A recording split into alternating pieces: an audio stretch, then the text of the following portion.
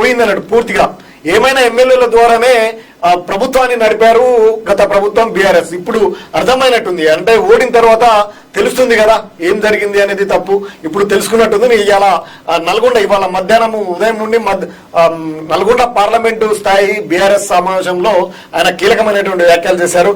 కేసీఆర్ పై నిన్న నల్గొండ ప్రజలు చూపిన ప్రేమ చూస్తే ఎలా ఓడిపోయామో అర్థం కావడం లేదని, చేసిన సంక్షేమ పనులు ఇచ్చినటువంటి ఉద్యోగాలు ప్రజలు చెప్పుకోవడంలో మనం విఫలమయ్యామని బీఆర్ఎస్ వర్కింగ్ ప్రెసిడెంట్ కేటీఆర్ అన్నారు. ఇవాళ నల్గొండ జిల్లా కేంద్రంలో జరిగిన పార్లమెంటు విస్తృత స్థాయి సమావేశంలో ఆయన మాట్లాడుతూ రుణమాఫీ అయిన వాళ్ళు కాంగ్రెస్ ఓటేయాలని, కాని వాళ్ళు బీఆర్ఎస్ కు వేయాలని కోరారు.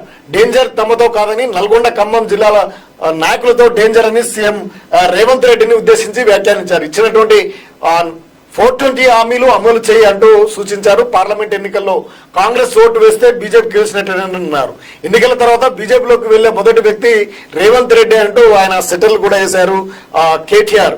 ఇక అనేకమైనటువంటి కీలకమైనటువంటి అంశాలను కూడా ఆయన లేవనెత్తారు. ముఖ్యంగా ఓటమికి కారణము ఇప్పుడు తెలిసి ఉంటుంది. కవిత బెయిల్ పిటిషన్ విచారణ వాయిదా ఈ నెల 4కు పోస్ట్